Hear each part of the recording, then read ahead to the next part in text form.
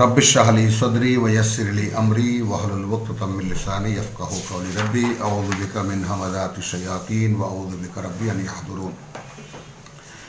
बिस्मिल्लाहिर रहमानिर रहीम। सूरतुल मुमिनून, मुमिन, इन्ना लिल्लाह। सूरा मुमिन এখান থেকে হামিম, এটাকে আমাদের মুরব্বীরা হাওয়ামিম বলেন বহু বচনে, যে হামিম সিরিজ শুরু হলো, 5খানা সূরা আছে, এইভাবে শুরু, হামিম দিয়ে শুরু।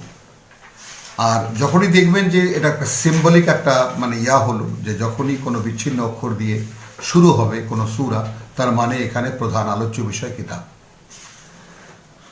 এর আগে তো একদম মানে সরাসরি মানে আলহামদুলিল্লাহিল্লাযী নাজ্জালাল কিতাব, তানজিলুল কিতাব মিন আল্লাহিল আজিজিল হাকিম, এর আগে সব কিতাব, সাবজেক্ট কিতাব সরাসরি। এবার ওই সূত্র ধরেই বলা হচ্ছে হামিম, তানজিলুল কিতাব মিন আল্লাহিল আজিজিল হাকিম। দেখুন একই কথা, ঠিক সূরা তানজিলুল কিতাব মিন আল্লাহিল আজিজ, হুবহু একই রকম আয়াত। আয়াত 2, ওখানে আয়াত 1, আগের সূরা তো বা জুমারের 1। গাফিরে জামবে, এবার আল্লাহর কার কাছ থেকে এই কিতাব এসেছে, তার মানে ক্ষমা দানকারী যত পাপ আছে, ওয়া কাবিলে তওবে, এবং যারা ফেরে তাদেরকে গ্রহণকারী। ওই তওবা কবুলকারী আমি বলবো না, ওটা একটা নৈর্ব্যক্তিক কথা। তওবাও কি সেটাও আমরা বুঝি না। তওবা কাকে বলে আসলে? ফেরা, এবং ফেরা উইথ কমিটমেন্ট। তো সেটা যেহেতু বলা হয় না, এই জন্য তওবা করেন, আমরা আস্তাগফিরুল্লাহ বাস তওবা হয়ে গেছে।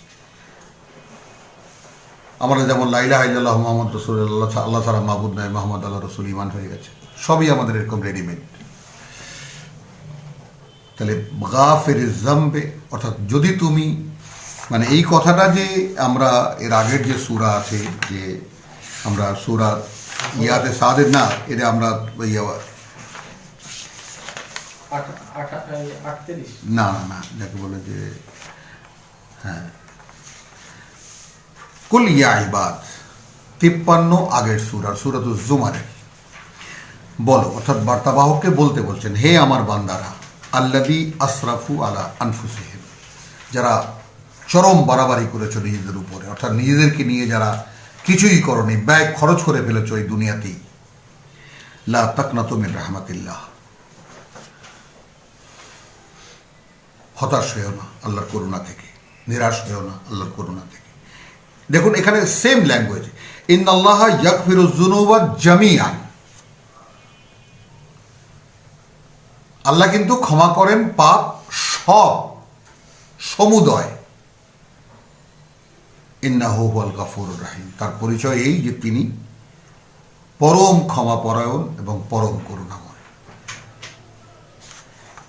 এইখানে থেকে শিরোনাম হিসাবে আসছে গাফিরে জামবি, একেবারে তিনি ক্ষমাদানকারী সকল পাপের, বা কাবিলে তওবে, এবং যারা ফেরে তাদেরকে গ্রহণকারী, শাদীদুল ইকাব।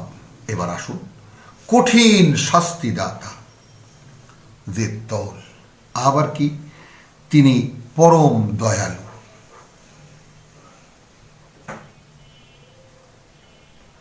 লা ইলাহা ইল্লা হুয়া, মানতে পারো তোমরা এমন কেউ নেই, কিছু নেই তাকে ছাড়া।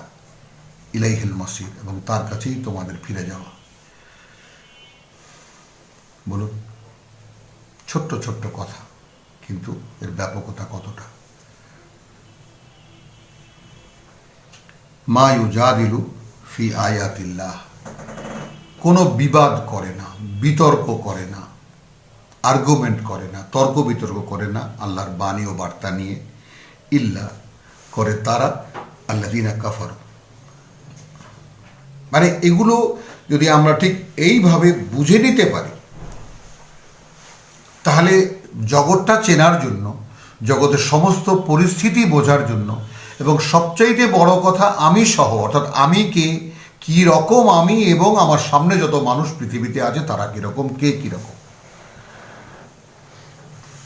এটা ফুরকান, এটা বোরহান, সত্য মিথ্যা পার্থক্য ন্যায়দণ্ড, মানে মানদণ্ড, এটা বরং বলবো নির্ণায়ক।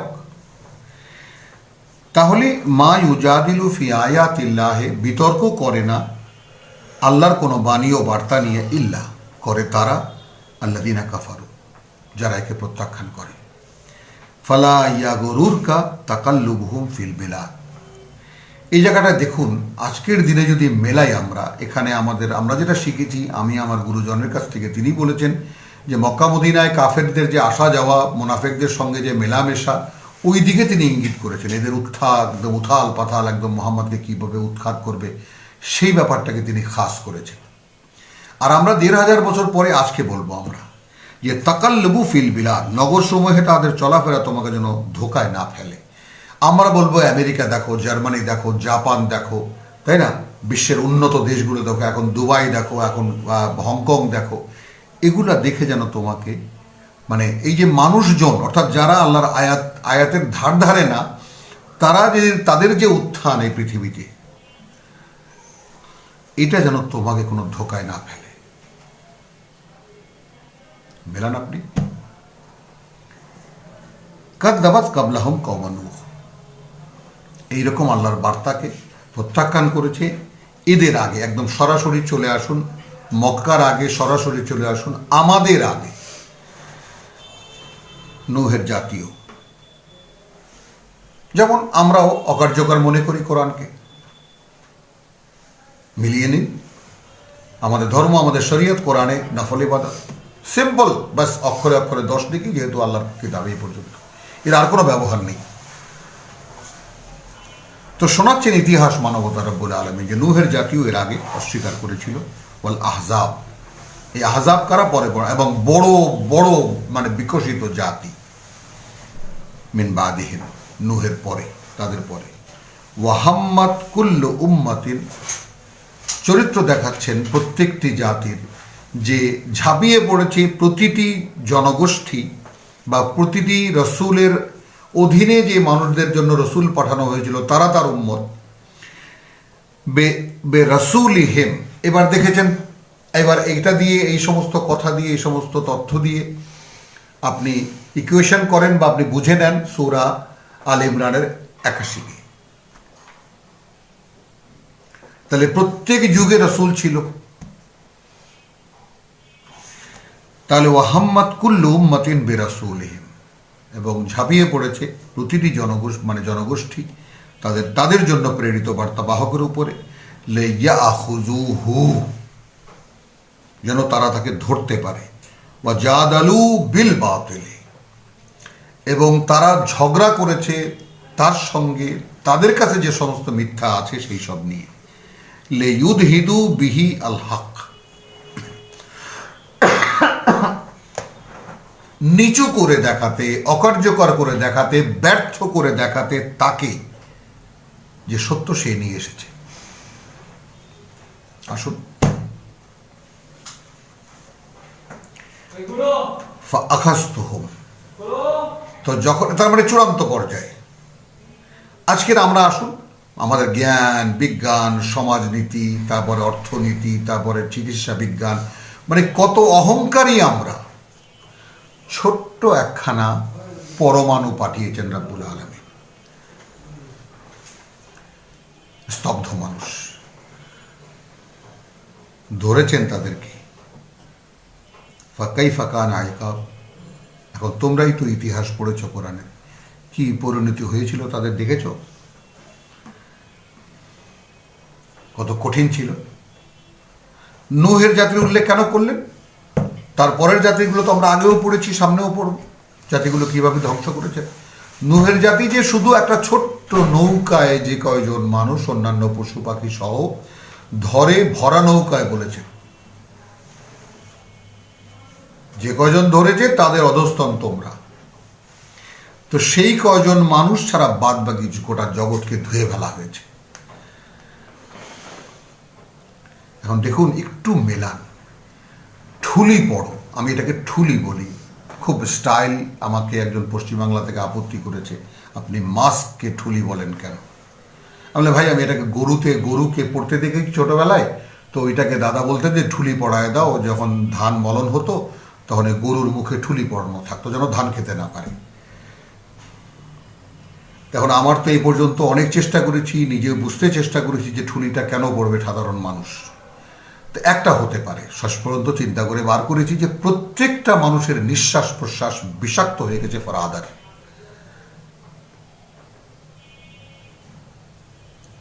এর আর কোনো সংজ্ঞা কেউ দিতে পারবে বলে আমি বিশ্বাস করি না। মানে each individual is dangerous for আদার,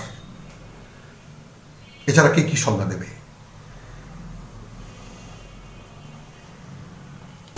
তখন কি করেছেন? ধরেছেন আল্লাহ, ফা আখাযতুহুম ফাকাইফা কানা ইকাব। এখন দেখো কি ভয়ঙ্কর ছিল শাস্তি। এখন দেখুন কি সুন্দরভাবে আল্লাহ রাব্বুল আলামিন মোটামুটি 21 লাখের কাছাকাছি চলে গেছে 10 মাসেই।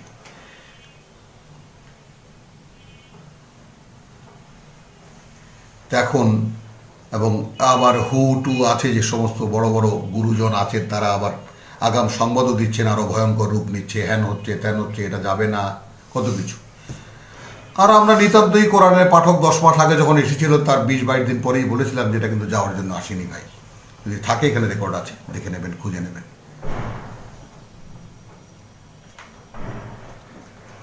কারণ মানুষ এখন একদম ধরার যোগ্য হয়ে গেছে। তখন এখন দৃশ্যমান মানে দেখুন, গোটা জগতের দিকে তাকিয়ে দেখুন, একটা মানুষের বুকে যত বড় আল্লামাই হোক না কেন, কারোর মুখে শুনবেন না যে এটা আল্লাহর গজব চলছে। হ্যাঁ, প্রথম দিকে কিছু কিছু হুজুর আসতেন এবং যাকে বলে যে মানে টক শোতে এসে তারা গজবের কথা বলেছেন। আমি সত্যের রসে মানে করবো না, লুকাবো না, আমি একদিন শুনেছি কানে, তাও একদম ছোটোখাটো হুজুর যারা গণ্য নয় কোনোভাবে জাতীয় পর্যায়ে। যাই হোক, কাযযাবাত ক্বাবলাহুম কওমা নূহিন ওয়া আহযাব মিন বাদিহিম ওয়া হাম্মাত কুল্লু উম্মাতিন বিরাসূলিহিম ইয়াখুযুহু। ঠিক যেমন আমরা ব্যর্থ করে দিয়েছি কোরআনকে, অকার্যকর করে দিয়েছি কোরআনকে, কারণ এর চাইতে আমরা বেশি বুঝি কেমন করে সমাজ পরিচালিত করতে হবে। আমাদের ইমাম আছে, ওলিয়া উলিয়া আছে, ধর্মগুরু আছে, অভাব নেই আমাদের। আল্লাহর কিতাব কোনো কাজের না, এটা তেলাওয়াত করো সুর করে, খুব সওয়াব হবে, কিয়ামতের দিন আল্লাহ বোনাস হিসাবে এটার বিনিময়ে কিছু দিতে পারে। কিন্তু এটাই যে কার্যকর করতে হবে, এরই যে বাস্তব রূপ হয়ে উঠতে হবে, এই ধরনের কোনো শিক্ষা আমাদেরকে আমরা তো পাইনি। এখন আর যদি কেউ পেয়ে থাকেন, ওয়াকাযালিকা হাক্কাত কালিমাতু রাব্বিকা আলা আল্লাযীনা কাফারু। এভাবেই প্রমাণ হয়েছে তোমার প্রতিপালকের কথা তাদের উপরে যারা প্রত্যাখ্যান করেছে, আন্নাহুম আসহাবুন নার, এরাই আগুনের অধিবাসী। একেবারেই আসহাবুন নারকে সূত্র ধরে সূরাতুল বাকারা একদম প্রথম অধ্যায়ের কথা কয়টার মধ্যে চলে যাব, যে কাইফা তাকফুরুন। হ্যাঁ, আদমকে পাঠিয়েছেন, তো পাঠিয়েছেন কখন? শয়তান বার করে নিয়েছে, তারপর 35, 36, আমরা ওতে গিয়ে যাব না, বিবরণ আপনারা পড়ে নেবেন। সূরাতুল বাকারার 35, 36, 37, 38, 38 শেষে আল্লাহ বলছেন ওয়া কুলনা ইহবিতু মিনহা জামিয়ান, এখান থেকে সকলে নেমে যায়। সকলে মানে সকল বলতে তখন কিন্তু 3টি অস্তিত্ব, আদম, হাওয়া, ইবলিস। আদম আদমের স্ত্রী, ইবলিস। হাওয়া যেহেতু নেই এই নামটা কোথাও, আদম আদমের স্ত্রী, ইবলিস, এর মধ্যেই সব মানুষ এবং সব জিন।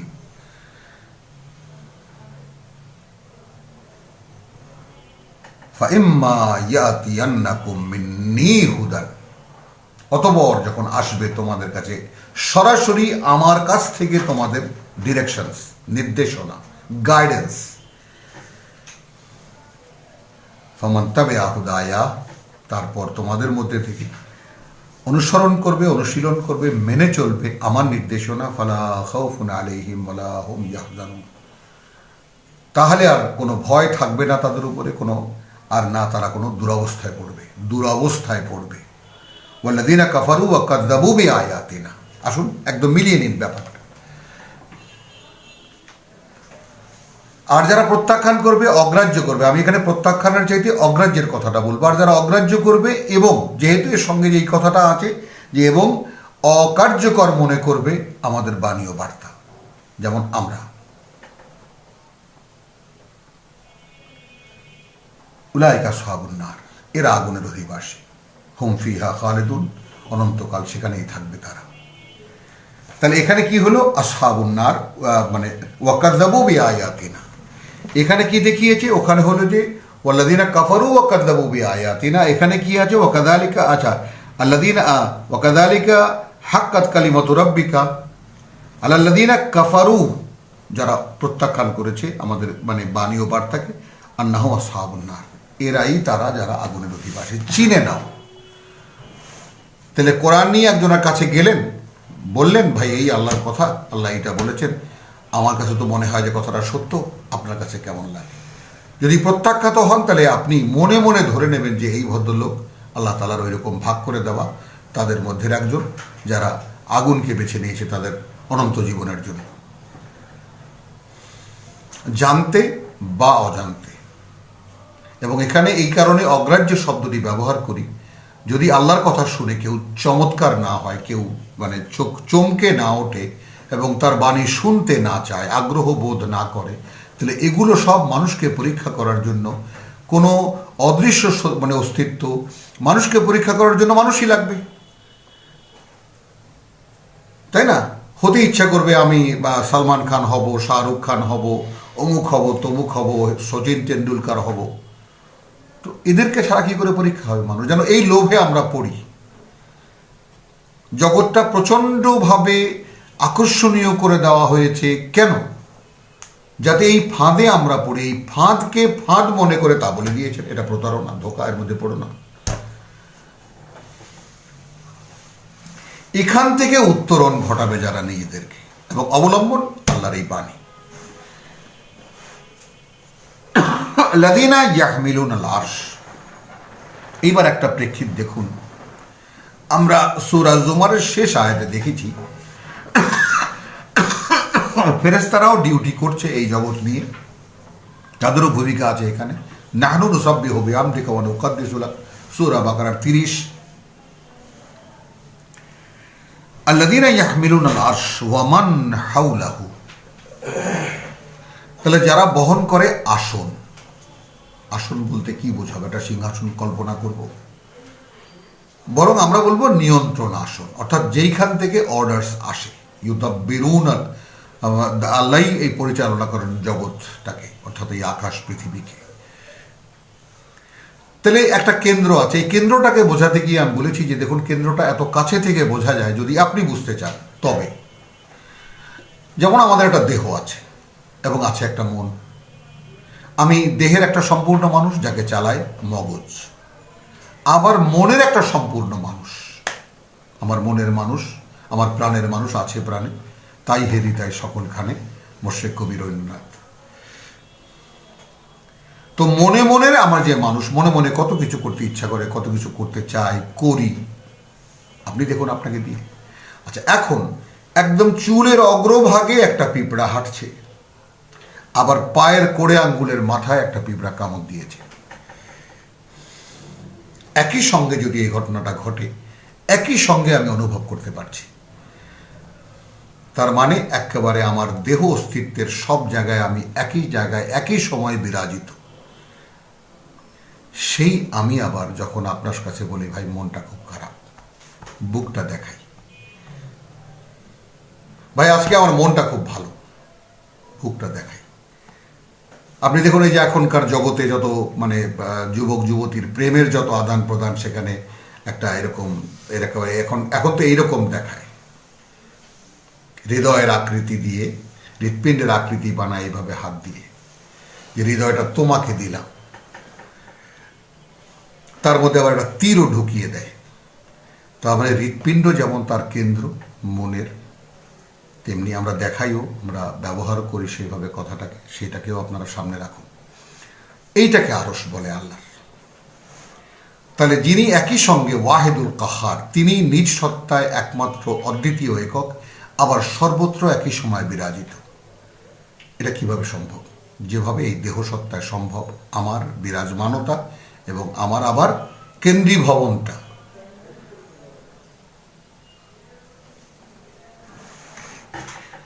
তো আল্লাযীনা ইয়াহমিলুনাল আরশ, তো যারা বহন করে আল্লাহর আসন, নিয়ন্ত্রণ আসন, ওয়ামান হাউলাহু, এবং যারা আছে তার চারিপাশে।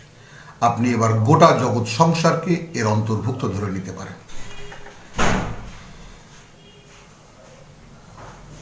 যেমন চন্দ্র সূর্য যত গ্রহ নক্ষত্র সব তার আপন আপন কক্ষপথে এবং নিজ নিজ অক্ষে যেমন ঘূর্ণায়মান তেমনি আবার কক্ষপথে বিচরণশীল, সাঁতার কেটে বেড়াচ্ছে। এই গোটা মানে আকাশের যে ব্যাপারটা আল্লাহ তাআলা বারবার করে দেখতে বলেছেন সেগুলোকে এবং আসমানি অস্তিত্বগুলোকে দেখো এবং ভাবো এবং চিন্তা করো। লিয়াদাব্বারু আয়াতিহি, প্রত্যেকটা নিদর্শন নিয়ে ভাবতে বলেছেন আল্লাহ।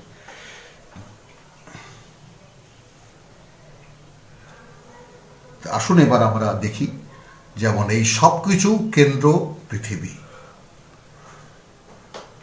আর গ্রহ নক্ষত্র যা কিছু দেখতে পাই সব বলছেন যে হুয়াল্লাযী খালাকা লাকুম মা ফিল আরদি জামিয়া, তাই না? সূরাতুল বাকারা যেটা বলছেন যে আয়াত 29, কাইফা তাকফুরুনা বিল্লাহি 28 এবং 29 হুয়াল্লাযী খালাকা লাকুম মা ফিল আরদি জামিয়ান, পৃথিবীতে যা কিছু আছে তার সব।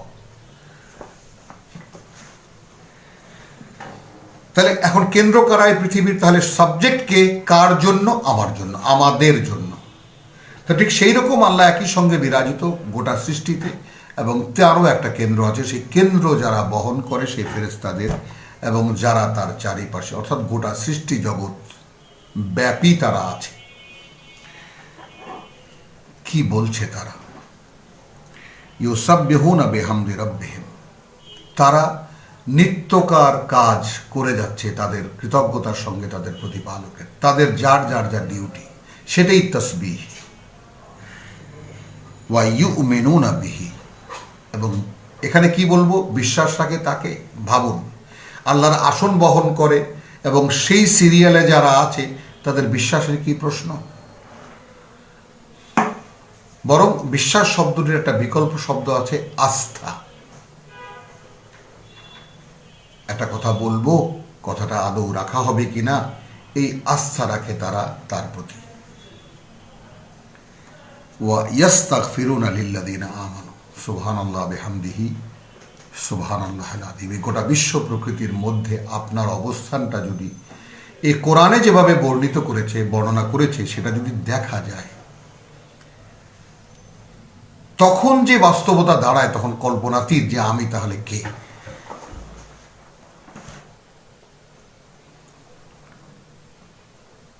তো যারা বিশ্বাস এনেছে আল্লাহতে তাদের জন্য তারা কি করে? ক্ষমা প্রার্থনা করে, এবং তারা যে ক্ষমা প্রার্থনা করে আস্থা আছে তাদের এই ব্যাপারে যে তারা যদি ক্ষমা প্রার্থনা করে তাহলে যার আসন তারা বহন করছেন কৃতজ্ঞতার সঙ্গে তার নিত্যকার কাজ করে যাচ্ছেন, তিনি হয়তো তাদের কথাটা রাখবেন।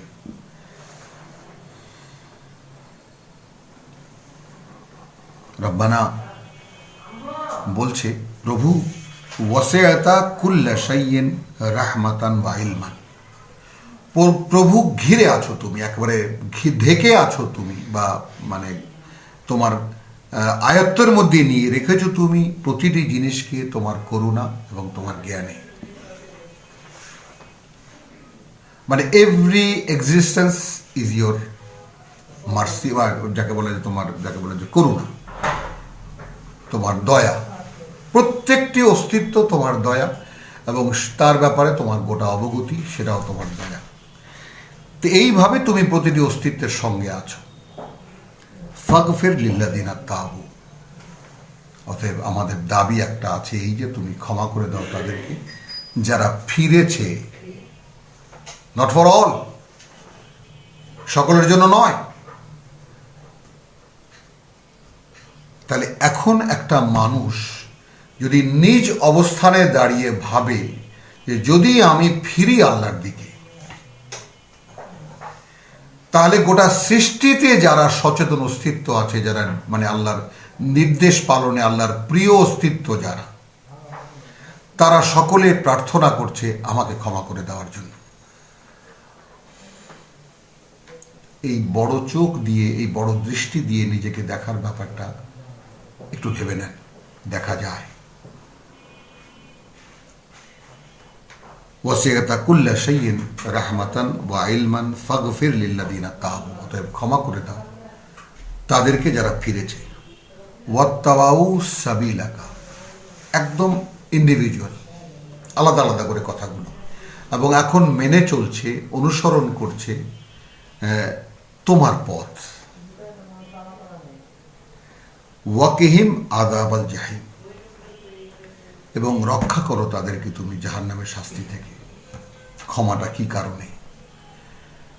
কারণ গোটা মানবতার স্রোত চলছে জাহান্নামের দিকে। সেখান থেকে যারা ফিরেছে তাদেরকে তুমি ক্ষমা করে দাও। শুধু ফেরেনি, যারা বিশ্বাস এনেছে, যারা ফিরেছে এবং যারা অনুসরণ করছে তোমার পথ, তাদেরকে তুমি জাহান্নাম থেকে মুক্ত করো, তাই না?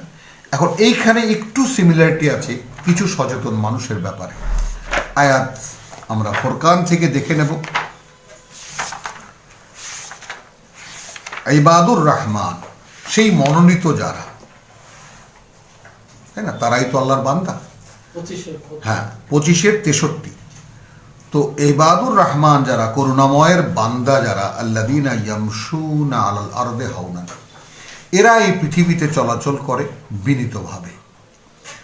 ওয়াইদা খাতাবাহুমুল জাহিলুন, যারা অজ্ঞ, অর্থাৎ সে যে আল্লাহর বান্দা সেরকম যারা বান্দা নয়, এদের মুখোমুখি হলে বলে সালামান, ভাই আপনারা ভালো থাকেন, কোনো তর্ক নেই। ওয়াল্লাযীনা ইয়াবিতুনা লিরাব্বিহিম, এরা কাটিয়ে দেয় রাতকে রাত সুজ্জাদান ওয়া কিয়ামা, তাদের প্রতিপালকের জন্য সেজদায় এবং দাঁড়িয়ে দাঁড়িয়ে। ওয়াল্লাযীনা ইয়াকুলুন, এইরকম যারা, তারা বলে রব্বানা আসরিফ আন্না আযাবা জাহান্নাম, প্রভু অনিবার্য গতিপথ আমার জাহান্নামের দিকে, রক্ষা করো আমাকে, সেখান থেকে সরাও, ওই বরাদ্দ থেকে আমাকে। ইন্না আযাবাহা কানা গারামা, ভাবতে পারেন এই কথাটা? মানে তার যে শাস্তি, তার যে কষ্ট, সে তো প্রাণান্তকর, সইব কেমন করে? ইন্নাহা সাআত মুস্তাকাররুন ওয়া মাকামা, ইন্নাহা সাআত মুস্তাকাররান ওয়া মাকামা, নিঃসন্দেহে তা ভয়ঙ্কর, কিছু সময়ের জন্য এবং চিরকালের জন্য স্থায়ী বসবাস, আবাস হিসেবে। তাহলে ফেরেশতারা যেমন বুঝতে পারছে, ইবাদুর রহমানও বুঝতে পারে।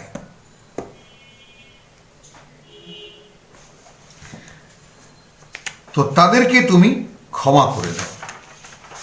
আচ্ছা, এই জায়গাটা আমি আর ভাঙবো না, এই কারণে যে এই জায়গায় একটা কমপ্লিট টপিক আছে। তো ফেরেশতারা যাদের ব্যাপারে ক্ষমা চাচ্ছে, সেই কারা?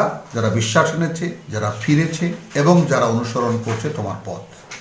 তিনটি কোয়ালিটি, তাই না?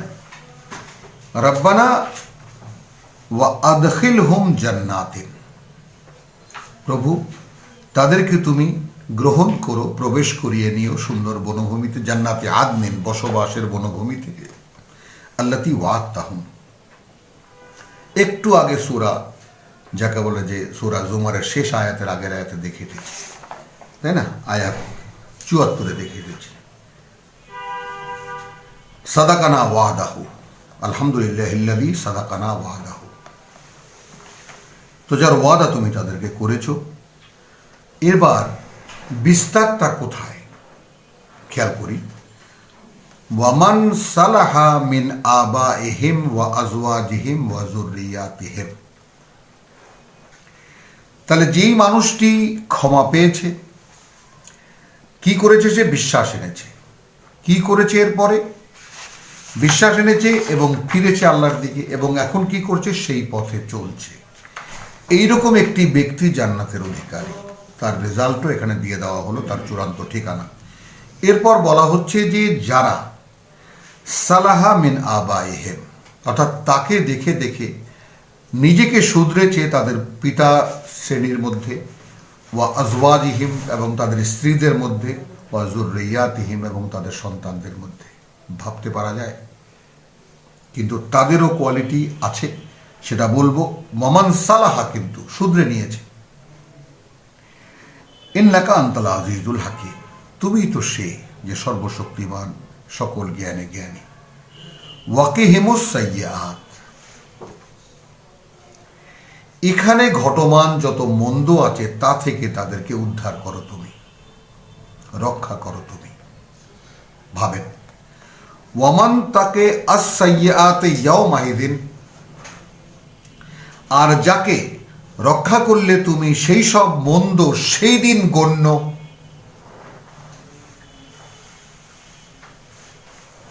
ফাকাদ রাহিমতাহু, কার্যত তাকেই তো তুমি করুণা করলে। সুবহানাল্লাহ বিহামদিহি সুবহানাল্লাহিল আযীম। সামনে গেলে আমরা দেখতে পাবো অসংখ্য পাপ রব্বুল আলামিন এমনিতেই ক্ষমা করে দেন। তারপর আমাদেরকে বলেছে যদি বড় বড়গুলো সূরা নিসায় দেখেছি তোমরা ওগুলো ত্যাগ করতে পারো, ছোটগুলো আমি ওটা ধরবো না। এ সমস্ত কথা সাধারণভাবে আমরা যারা কোরআন পড়ি তাদের জানাই আছে। এখানে যে বিশেষ ব্যাপারটা বলছে সেটা একটু খেয়াল করুন, একটু বিশেষ ধরনে বলছে ফেরেশতারা, এবং এই ধরনটাও একটু রক্ষা করতে হবে, দেখতে হবে যে দেখুন এখানে মনে করুন একজন মানুষ মদ খায়। এখন বেচারা আমার মানে বাল্যবন্ধুর মধ্যে একজন আছে এরকম, সে বেচারা একদম এমনটাই বাধ্য হয়ে গেছে যে সে দেখা হলে কিরে কেমন আছিস, মানে কুশল আদান প্রদান হয়। পারি না রে দোষ, এত চেষ্টা করতেছি পারতেছি না। ছেলে বাবা ফেরো এখন, মেয়ে বাবা ফেরো এখন, আর কতকাল চলবে এটা, ইত্যাদি ইত্যাদি বলে নানা রকম ভাবে, কিন্তু কোনোভাবে ফিরছে না, ফিরতে পারছে না। এখন এই জায়গাটায় যদি একটু করুণার একটা কিঞ্চিত একটা অনুপরিমাণও তাকে আল্লাহ দেন, ফিরতে পারে। সেইভাবে কেন, যে এই যে অনুশোচনা তার মধ্যে, এটাকে বলে তওবা। এখন আপনি আমার জীবনের ব্যর্থতা, আমরা এখন এই ব্যর্থতা অথবা সমর্থতা অথবা সার্থকতা কি করে জানবো, যদি এই মানদণ্ড না দিয়ে নিজেকে পার্থক্য না করি। আমি যা ভাবছি, আমি যা করছি, আমি যা চিন্তা করছি সবগুলো ঠিক অথবা বেঠিক, ভুল অথবা শুদ্ধ, নির্ণয় করবে কে? কিতাবুল্লাহ। এছাড়া তো আর কোনো নির্ণয়ের মাপকাঠি নেই। তাহলে যদি এই মাপকাঠি অনুযায়ী আমি আমাকে দেখতে পাই যে আমার এত মাইনাস পয়েন্ট আছে, এত এত মানে এত দেনা আছে আমার এই পৃথিবীর কাছে, প্রভু এক সময় হতাশ হয়ে যায়, যেটা আমাদেরকে সূরা জুমার শিখিয়েছে, ইয়া কুল ইয়া ইবাদিয়াল্লাযিনা আসরাফু আলা আনফুসিহিম, সেই আয়াত 53-তে আবার এলাম, বলো তাদেরকে, আমার সেই বান্দাদেরকে যারা খরচ করে ফেলেছে, একারে চরম বাড়াবাড়ি করেছে তাদের নিজেদের উপরে, লা তাকনাতু মিন রাহমাতিল্লাহ, নিরাশ হয়েও না আল্লাহর করুণা থেকে। ইন্নাল্লাহা ইয়াগফিরু যুনুবা জামিআন, কত পাপ করেছো সব ক্ষমা করে দিতে পারেন তিনি। এই জন্য এই সূরার সূচনাতেই গাফিরে জামবে, সমুদায় পাপের ক্ষমাদানকারী।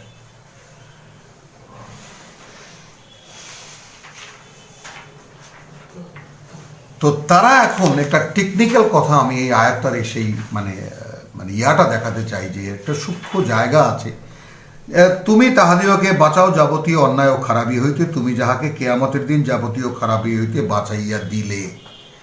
এটা একটা ফ্ল্যাট রিডিং হয়ে গেল।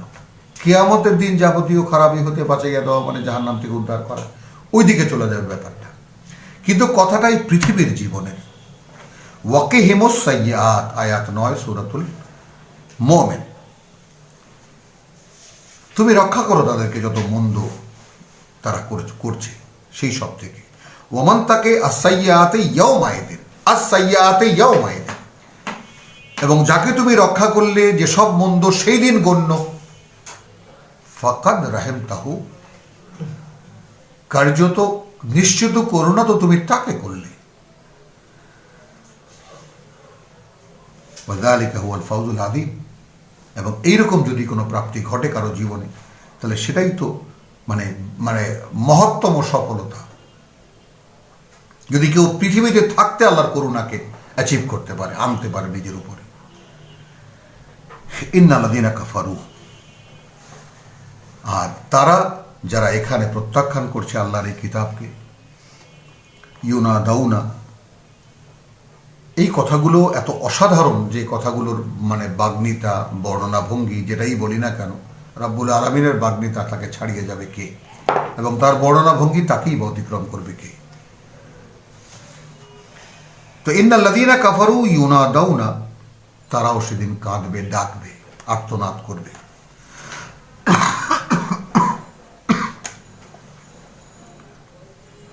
দেখুন, লা মাকতুল্লাহি আকবারু মিন মাকতিকুম আনফুসাকুম, তাদেরকে বলা হবে যে যে ক্রোধ আল্লাহর মানে ইউনাদাউনা লা মাকতুল্লাহি আকবারু, আল্লাহর যে ক্রোধ তা এর চাইতে অনেক বেশি ভয়ঙ্কর ছিল মিন মাকতিকুম আনফুসাকুম, মানে আজ কিয়ামতের মাঠে দাঁড়িয়ে যে ক্রোধ তোমাদের নিজেদের উপরে হচ্ছে, শুধু মনে হবে কি না পারতাম আমি এই জাহান্নাম থেকে মুক্তি, সবই তো আমার অ্যাবিলিটির মধ্যে ছিল। তো এখন নিজেকে যেমন ছিন্ন ভিন্ন করে ফেলতে ইচ্ছা করছে, ঠিক ওই রকম ভাবে আল্লাহর ক্রোধ হয়ে চাইতে অনেক বেশি ছিল। ইযে তাদউনা ইলাল ঈমান, যখন ডাকা হতো তোমাদেরকে বিশ্বাসের দিকে, ফাতাকফুরুন, তোমরা অগ্রাহ্য করতে।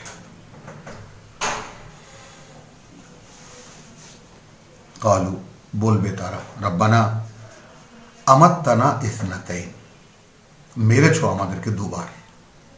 বুঝুন ব্যাপারটা। ওয়া আহইয়াইতানা ইসনাতাইন, আবার জীবনও দিয়েছো বা জীবিত করেছো, জীবিত রেখেছো বা জীবন দিয়েছো দুবার। এখন এইটা নিয়ে খুলে বলতে গেলে এবং এই কোরআনী রেফারেন্সকে একত্রিত করতে গেলে অনেক বড় ব্যাপার। তারপরেও মানে আমরা শুধু সিম্পল যে যোগাযোগটা করব, সূরা বাকারার এই মাত্র 28 আয়াতকে দেখিয়েছি আমি, কাইফা তাকফুরুনা বিল্লাহি ওয়া কুনতুম আমওয়াত, কি করে অস্বীকার করো তোমরা আল্লাহকে, যেখানে তোমরা ছিলে মৃত। তো মৃত ছিলে, মৃত তো আমাদেরকে আল্লাহ বানাননি, আমাদেরকে তো জীবিত বানিয়েছেন। আমরা তো একটু আগে আমরা দেখাবো, আমরা 172-এও দেখে নিই, আমরা সূরা আরাফের অর্থাৎ 7-এর 172-কে দেখে নিই যে ওয়াইদ আখাযা রাব্বুকা মিন বানি আদম, যখন নিয়েছিলেন অঙ্গীকার তোমার প্রতিপালক, মিন বানি আদম, আদম বংশধরদের থেকে, মিন যুহুরিহিম যুররিয়াতাহুম, তাদের পিঠ থেকে তাদের বংশধরদেরকে বের করে। এইটা একটা জন্ম প্রক্রিয়া। মানুষ কিন্তু জন্ম প্রক্রিয়ার অধীন এই পৃথিবীর জীবনে, কিন্তু প্রতিটি মানুষ মানে ব্যক্তিগতভাবে আলাদা করে সৃষ্টি করা। এই সূরা আরাফেরই 11 আয়াতে আছে, ওয়ালাকাদ খালাকনাকুম সুম্মা সাওয়ারনাকুম, আমরাই কিন্তু সৃষ্টি করেছি তোমাদেরকে, সুম্মা সাওয়ারনাকুম, যে অবয়ব এখন দেখতে পাচ্ছ তোমরা নিজেদের সেগুলোকেও আমরাই তৈরি করেছি, নির্মাণ করেছি। সুম্মা কুলনা লিল মালাইকাতি উসজুদু লি আদম, এই সুম্মা মানে অর্থাৎ অতঃপর বলেছি ফেরেশতাদেরকে, অর্থাৎ আমরা সকলেই ছিলাম 172-এ, চলে আসুন এবার ওইখানকার ফাঁক থেকে,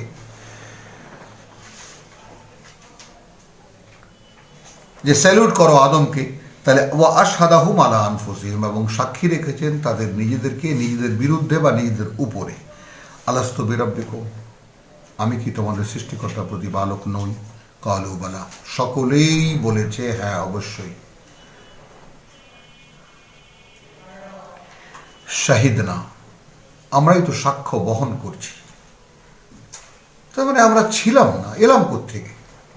এতটাই সচেতন এবং স্মার্ট ছিলাম তখন। আনতাকুলু ইয়াউমাল কিয়ামতে, এই যে কেয়ামতের ব্যাপারটা, কনসেপশনটা এলো, এই কেয়ামতের সঙ্গে যুররিয়াতি আদমের যোগাযোগ আছে। এমন হবে না তো যে বলবে কেয়ামতের দিন ইন্না কুন্না আন হাযা গাফিলিন, আমরা তো এই ব্যাপারটা জানতামই না। কি জানতাম না? যে আমার সামনে দাঁড়িয়ে তোমরা আমাকে বলেছো, আমার সামনে দাঁড়িয়ে তোমরা আমাকে বলেছো যে আমি তোমাদের সৃষ্টিকর্তা প্রতিপালক। তাহলে এখানে কাইফা তাকফুরুনা বিল্লাহি ওয়া কুনতুম আমওয়াত ফাআহইয়াকুম, এরপর আমি তোমাদেরকে জীবিত করেছি, সুম্মা ইউমীতুকুম, তারপর আবার তোমাদেরকে মেরেছি, সুম্মা ইউহয়ীকুম, আবার জীবিত করেছি, অর্থাৎ এখন এই কিয়ামতের মাঠে তোমরা উপস্থিত, সুম্মা ইলাইহি তুরজাউন, অথবা এখানে বলা হচ্ছে আগাম সংবাদ, অথবা তার কাছেই তোমাদেরকে ফিরিয়ে নিয়ে যাওয়া হবে। তো ফিরিয়ে নিয়ে যাওয়ার পরে যা ঘটনা ঘটেছে, এখন বিচার হয়ে গেছে, ফয়সালা হয়ে গেছে, জাহান্নামে আছি। এখন বলছি, রব্বানা আমাত্তানা ইসনাতাইন ওয়া আহইয়াইতানা ইসনাতাইন, দুইবার মেরেছো, দুইবার জীবিত করেছো, অর্থাৎ এই পৃথিবীতে আসার আগে মৃত ছিলাম, সেখান থেকে এখানে আদম বংশধর করে তৈরি করেছ। আবার এই জীবনান্তে আমরা মারা যাব এবং তারপর আবার জীবিত হয়ে উঠবো, আবার সেই মানুষটায় পরিণত হব। তাহলে ফাতারাফনা বিযুনুবিনা, এখন সব স্বীকার করে নিচ্ছি কত পাপ আমরা করেছি। ফাহাল ইলা খুরুজিম মিন সাবিল, এইবার দুবার জন্ম, দুবার জীবন, দুবার মৃত্যুর যে কাটনা, সেটা দোহাই দিয়ে বলছে প্রভু, আর কোনো মৃত্যু, আর কোনো জীবন কি আছে এরপরে? আর এখান থেকে বেরিয়ে যাওয়ার আর কোনো পথ আছে কিনা? যালিকুম বিআন্নাহু, এই যে তোমাদের আজকের পরিণতি, এটা এই কারণে, ইদা দুইয়া আল্লাহু ওয়াহদাহু, যখন ডাকা হতো তোমাদেরকে আল্লাহর একত্বের দিকে, কাফারতুম, অস্বীকার করতে, অগ্রাহ্য করতে, ওয়াইন ইউশরিক বিহি, আর যদি অংশীদার করা হতো তার সাথে, তুমিনু, সেইটা বিশ্বাস করতে। ফাল হুকমু লিল্লাহিল আলিয়্যিল কাবীর, এখন আদেশ বা ফয়সালা, অর্থাৎ হুকুম নড়ে তো হাকিম নড়ে না, বলে না কথাটা, যে না কি হাকিম নড়ে তো হুকুম নড়ে না, তো ফাল হুকমু লিল্লাহিল আলিয়্যিল কাবীর, এখন আল্লাহর যা ফয়সালা তাই হয়ে গেছে, যিনি সর্বোচ্চ এবং সবচাইতে বড়। তো সূরা মুমিনের আয়াত 12তে আজকে আমরা এখানে শেষ করছি। এবং যেহেতু এটা অনেক গভীরের সূরা এবং অনেক ক্রস রেফারেন্স করতে হবে, ইনশাআল্লাহ আগামীতে চেষ্টা করব। রব্বানা আমান্না বিমা আনজালতা ওয়াত্তাবা'না রাসূল ফাকতুবনা মা শাহিদিন, প্রভু আমরা বিশ্বাস এনেছি যা তুমি নাজিল করেছো এবং আমরা তোমার রাসূলের আনুগত্য অনুসরণ করছি, অতএব তুমি আমাদেরকে সাক্ষীদাতাদের মধ্যে লিখে নাও। ওয়া মা আলাইনা ইল্লাল বালাগ ওয়া মা তাওফীকি ইল্লা বিল্লাহ।